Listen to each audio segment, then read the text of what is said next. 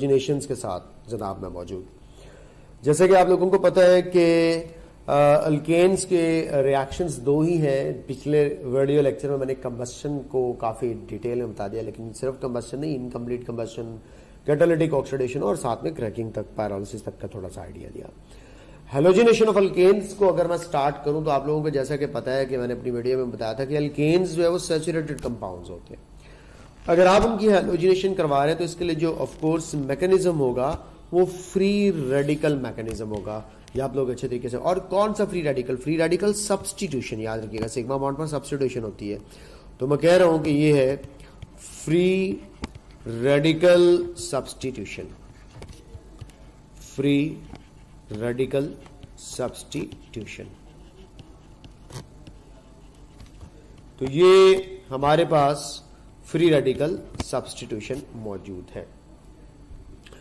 तो अब free radical substitution के हवाले से आप लोगों को मैंने चंद एक इंपॉर्टेंट चीजें बतानी है। सबसे पहले कि अल्केन रिएक्ट करता है हैलोजेंस के साथ, डिफरेंट प्रोडक्ट्स बनती हैं, कब बनती हैं, किस कंडीशन पर बनती हैं, ये सारी बात। The order of the reactivity of the halogens क्या होगा? Fluorine, chlorine, bromine and iodine.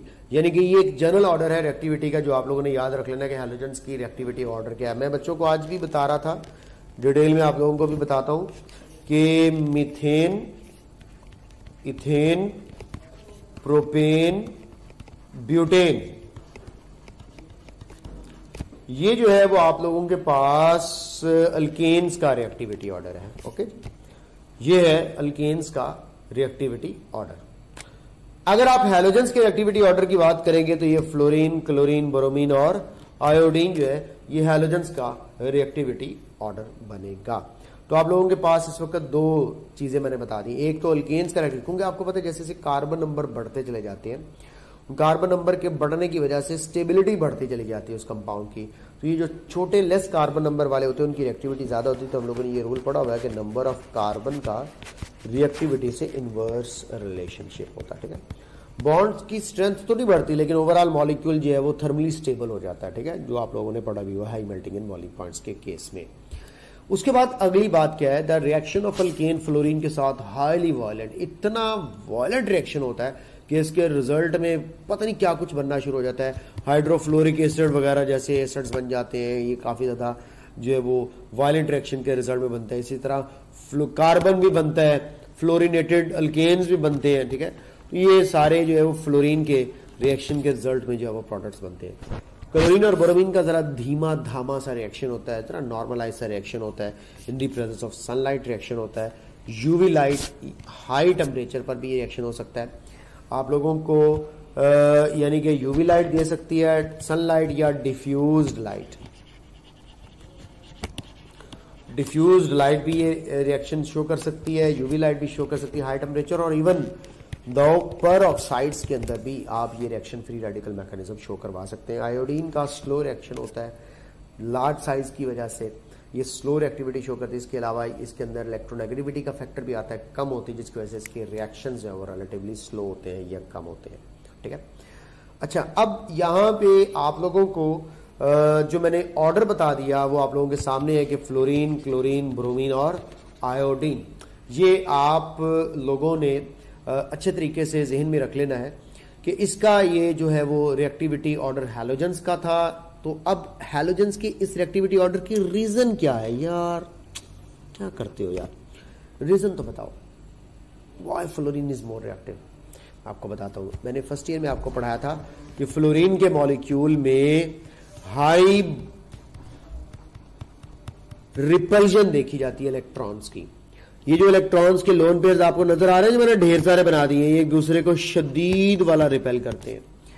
मैं फ्लोरीन के मॉलिक्यूल को तोड़ने के लिए जो एनर्जी एक्सपेक्ट कर रहा था वो तकरीबन 300 किलो जॉल पर मोल के करीब थी। ठीक है, लेकिन जैसे ही मैं बॉन्ड तोड़ने के लिए पहुंचता हूं तो मुझे जस्ट 155 किलो जॉल पर मोल एनर्जी देनी पड़ती है। ये जो एनर्जी इतनी कम देनी पड़ी, इसकी वजह ये थी कि वो इलेक्ट्रॉन की रिपल्जन पहले से फ्लोरीन का बॉन्ड काफी वीक कर चुकी होती है, फिर ऊपर से फ्लोरीन का स्मॉल साइज और हाई इलेक्ट्रोनेगेटिविटी तो बिल्कुल तैयार होती है इन सारे कामों को करने के लिए।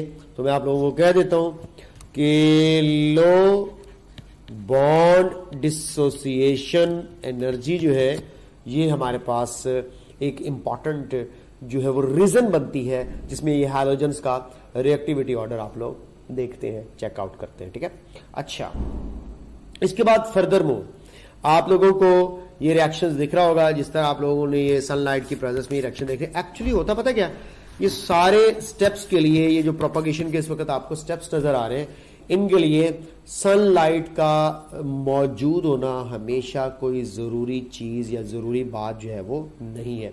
इस चीज को आप लोग जो है वो अच्छे तरीके से जो है वो ज़हन में रख लीजिएगा। तो अभी जो है वो आप लोगों के साथ जो मैं बातचीत करता हूं जो है सर वो बंद हो जाएगी।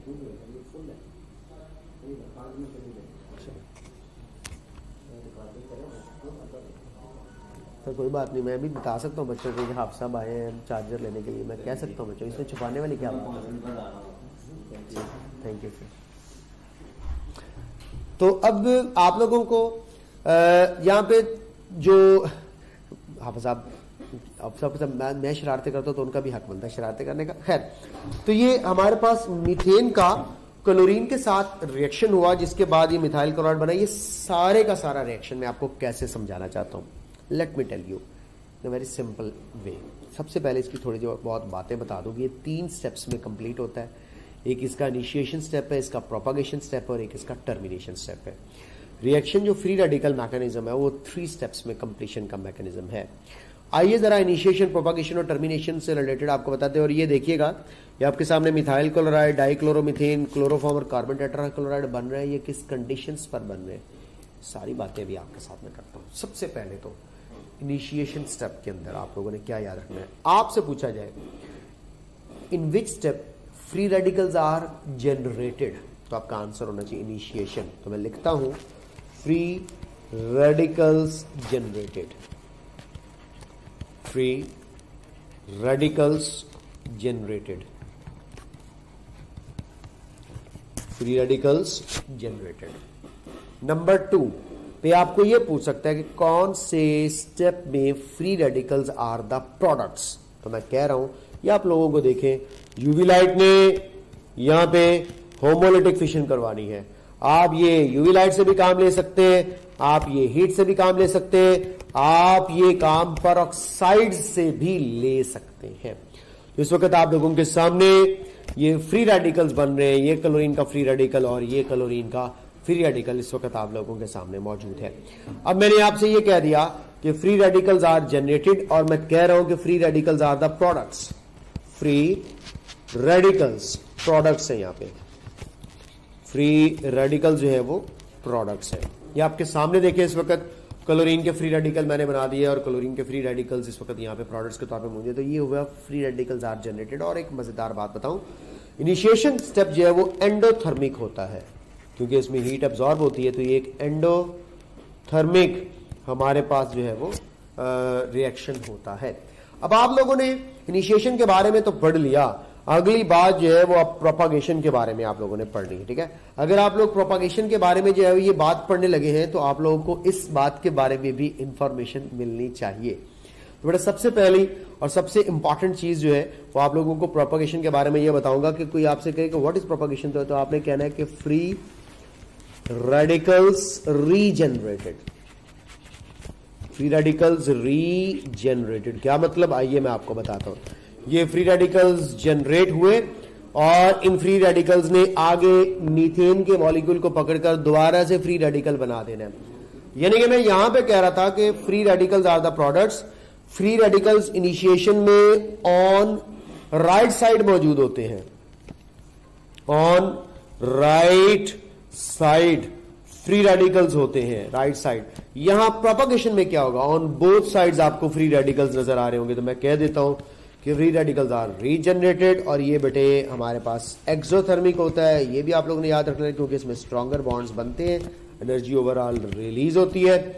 और मैं यहां पे कह सकता हूं कि free radicals on both sides, free radicals on both sides, ये आप लोगों को यहां पे दिख गया है इस वक्त। ठीक है, free radicals on both sides मौजूद है आप लोगों के सामने प्रोपगेशन। अभी मैं इसकी डिटेल नहीं समझा रहा आपको, मेन बातें बता रहा हूं, फिर मैं समझाता हूं इसके स्टेप्स को। टर्मिनेशन की बात करता हूं तो टर्मिनेशन में देखिए फ्री रेडिकल्स ही आपस में मिलकर के टर्मिनेशन कर रहे होंगे, तो मैं कह सकता हूं कि टर्मिनेशन स्टेप में free radicals consumed,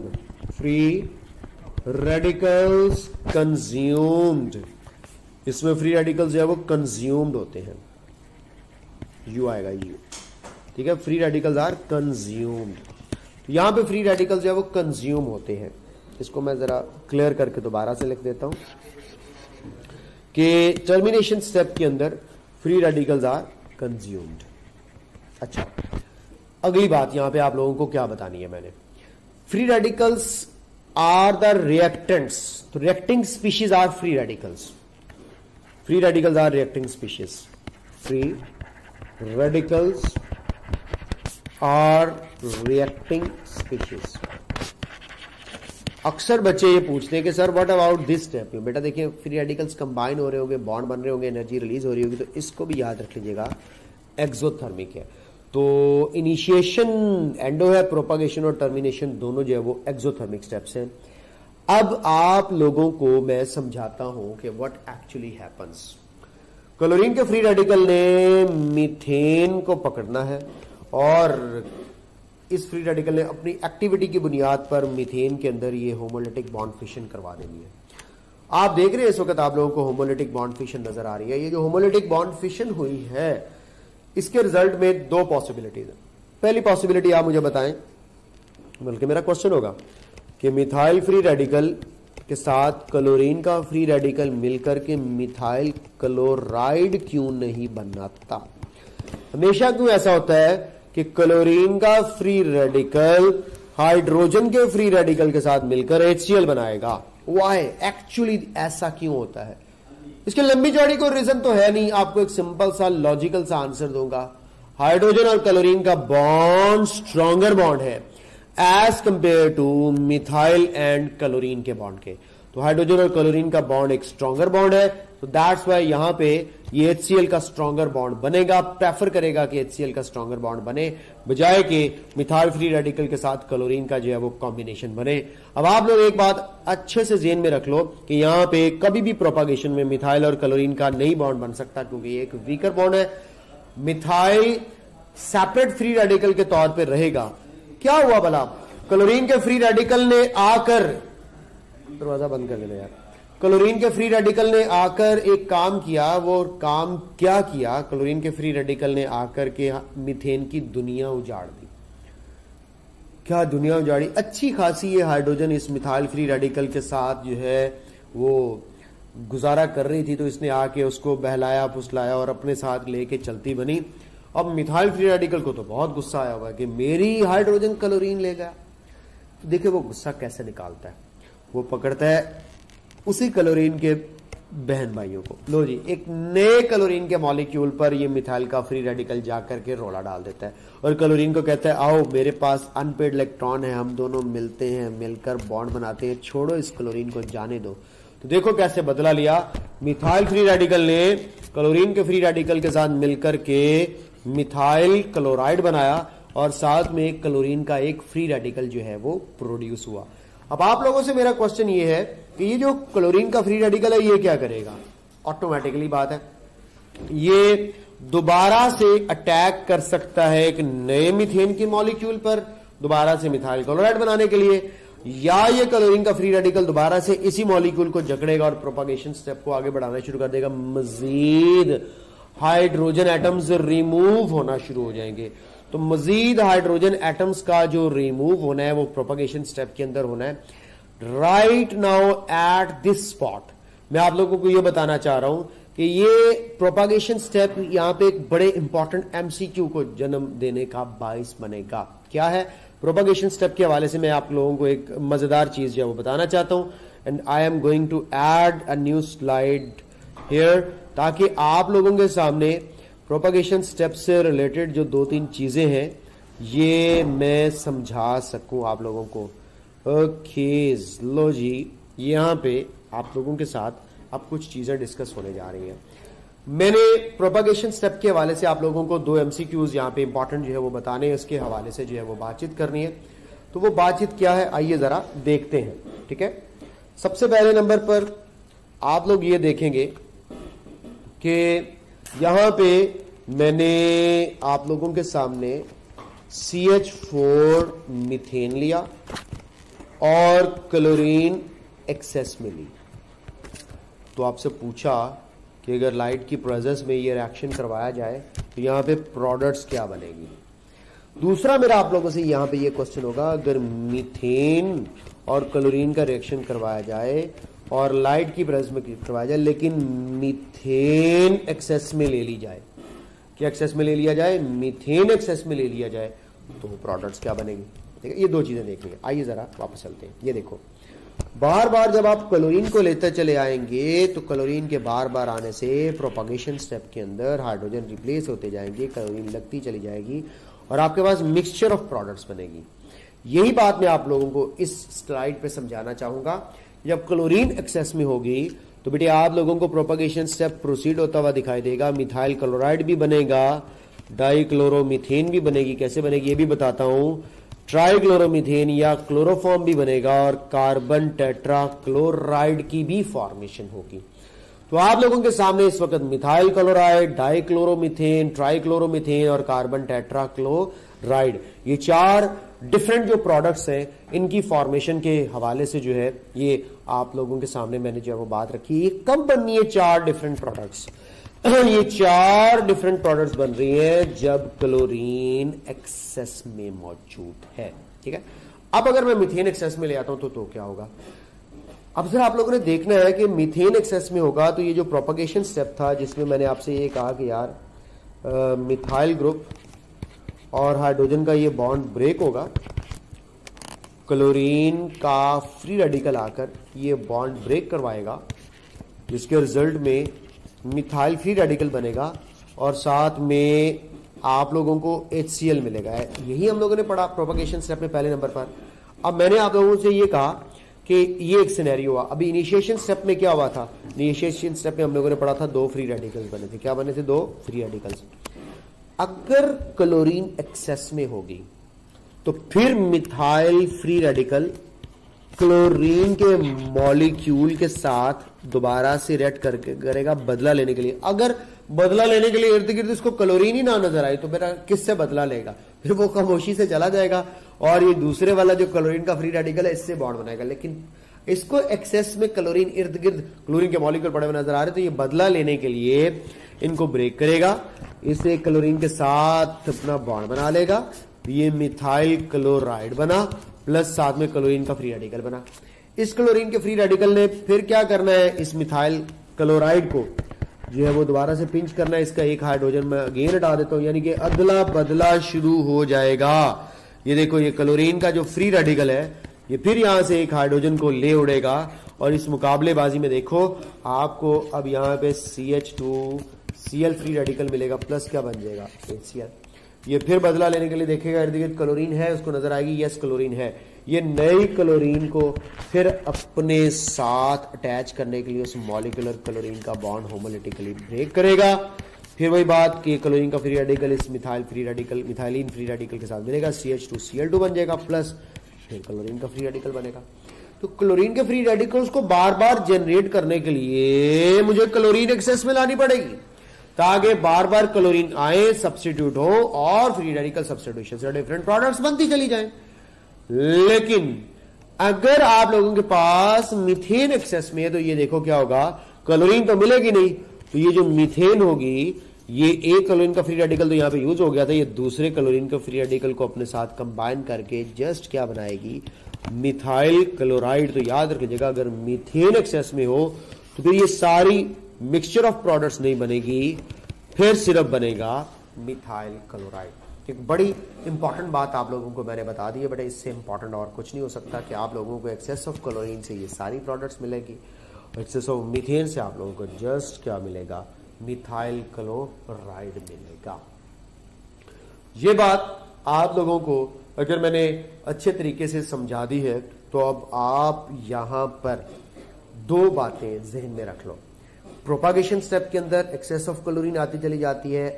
termination step की तरफ अगर मैं जाऊं तो ये देखो टर्मिनेशन में मिथाइल क्लोराइड और क्लोरीन का फ्री रेडिकल मिलकर टर्मिनेट कर देंगे और मिथाइल क्लोराइड फाइनल प्रोडक्ट होगी। बट अगर आपने क्लोरीन एक्सेस में दे दी तो फिर क्लोरीन आती चली जाएगी, प्रोपागेशन होती चली जाएगी। टर्मिनेशन स्टेप के हवाले से भी मैं एक एमसीक्यू आप लोगों के साथ अभी शेयर करता हूं और उसको भी आप लोग देखें, लेकिन पहले प्रोपागेशन स्टेप की डिटेल आपके सामने रख रहा हूं। ये देखो, वो जो मिथाइल क्लोराइड बना था, ये क्लोरीन का फ्री रेडिकल यहां से होमोलिटिक फिशन करवा रहा है। ये मिथाइलिडीन क्लोराइड जो मैंने अभी आपको बताया HCl बना। फिर ये देखो, ये बदला लेने के लिए आएगा, क्लोरीन की होमोलिटिक फिशन कराएगा, क्लोरीन का फ्री रेडिकल बनेगा।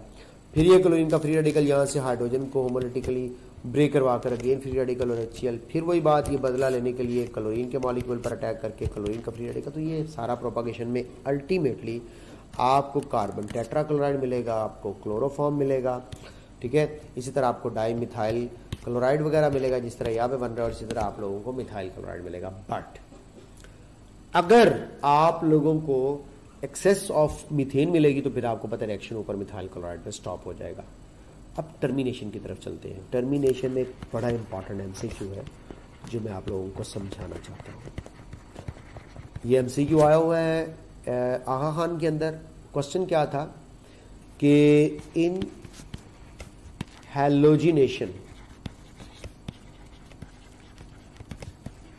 Of methane the byproduct is, halogenation of alkane बनाने में बाय प्रोडक्ट क्या होगी, यानी कि मीथेन की हैलोजिनेशन करवाएं तो बाय प्रोडक्ट क्या होगी। टर्मिनेशन इसका डिसाइड करेगी। आपको पता है 3 पॉसिबिलिटीज है टर्मिनेशन की। क्लोरीन का फ्री रेडिकल क्लोरीन के ही अपने किसी फ्री रेडिकल के साथ मिलकर के भी ये सारा किस्सा खत्म कर सकता है। और अभी हम लोगों ने पढ़ा कि मिथाइल फ्री रेडिकल क्लोरीन के फ्री रेडिकल के साथ मिलकर मिथाइल क्लोराइड भी बनाता है, इसमें भी कोई डाउट नहीं है।